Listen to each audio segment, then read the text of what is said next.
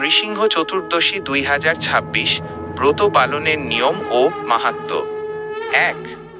নমস্কার ভক্তবৃন্দ, আগামী 30শে এপ্রিল 2026 বৃহস্পতিবার পালিত হতে যাচ্ছে পবিত্র নৃসিংহ চতুর্দশী।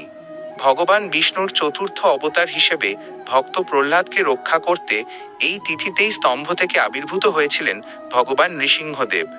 আজকের ভিডিওতে আমরা জানব এই বিশেষ ব্রতর মাহাত্ম্য এবং ঘরে বসে আপনি কিভাবে সঠিক নিয়মে এই ব্রত পালন করবেন। 2। নৃসিংহ চতুর্দশীর মাহাত্ম্য। শাস্ত্রে বলা হয়েছে, যারা ভক্তিভরে নৃসিংহ চতুর্দশী পালন করেন তাদের সমস্ত ভয় ও বিঘ্ন দূর হয়। ভক্ত রক্ষা।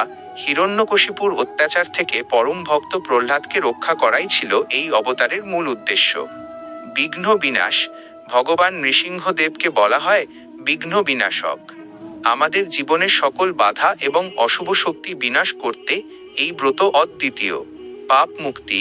এই ব্রত পালনে জন্ম জন্মান্তরের পাপ ক্ষয় হয় এবং অন্তিমে ভগবানের চরণে স্থান প্রাপ্তি ঘটে। 3। ব্রত পালনের প্রস্তুতি ও নিয়ম। এখন জেনে নেওয়া যাক 30শে এপ্রিল আপনি কিভাবে সারাদিন অতিবাহিত করবেন। সংকল্প ও স্নান। এদিন সূর্যোদয়ের আগে ঘুম থেকে উঠে স্নান সেরে নিন। পরিষ্কার কাপড় পরিধান করে ভগবানের সামনে বসে ব্রতের সংকল্প করুন। উপবাস। নৃসিংহ চতুর্দশীতে সাধারণত সূর্যাস্ত পর্যন্ত নির্জলা বা ফলমূল খেয়ে উপবাস রাখা হয়। শারীরিক সামর্থ্য অনুযায়ী আপনি পূর্ণ উপবাস বা অনুকল্প, ফল ও দুধ গ্রহণ করতে পারেন। পূজা বিধি। তারা চিহ্ন বাড়িতে নৃসিংহদেবের ছবি বা বিগ্রহ থাকলে তাকে চন্দন, তুলসী পাতা এবং সুগন্ধি ফুল দিয়ে পূজা করুন। ভগবানকে প্রসাদ হিসেবে গুড়, ছোলা বা পানীয় নিবেদন করা অত্যন্ত শুভ। জপ ও পাঠ। সারাদিন ও নৃসিংহায় নমঃ অথবা হরে কৃষ্ণ মহামন্ত্র জপ করুন। সম্ভব হলে শ্রীমদ্ ভাগবতম থেকে ভক্ত প্রহ্লাদের চরিত্র ও নৃসিংহ লীলা পাঠ করুন। 4। বিশেষ মুহূর্ত।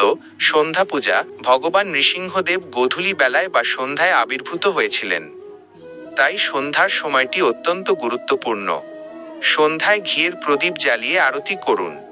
নৃসিংহ কবচ পাঠ করলে বিশেষ সুরক্ষা লাভ করা যায়। পারণ। চন্দ্রোদয়ের পর বা পঞ্জিকা নির্ধারিত সময়ে প্রসাদ গ্রহণের মাধ্যমে ব্রত ভঙ্গ বা পারণ করতে হয়।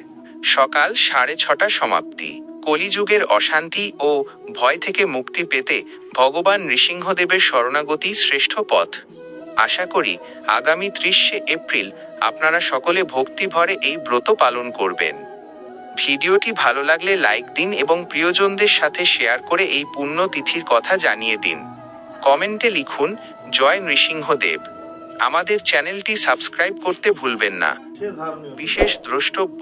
ব্রতের সময় আমিষ আহার, মিথ্যা ভাষণ এবং পরনিন্দা থেকে বিরত থাকুন। সম্ভব হলে নিকটস্থ ইসকন মন্দিরে গিয়ে আরতিতে অংশ নিন। জয় নৃসিংহদেব।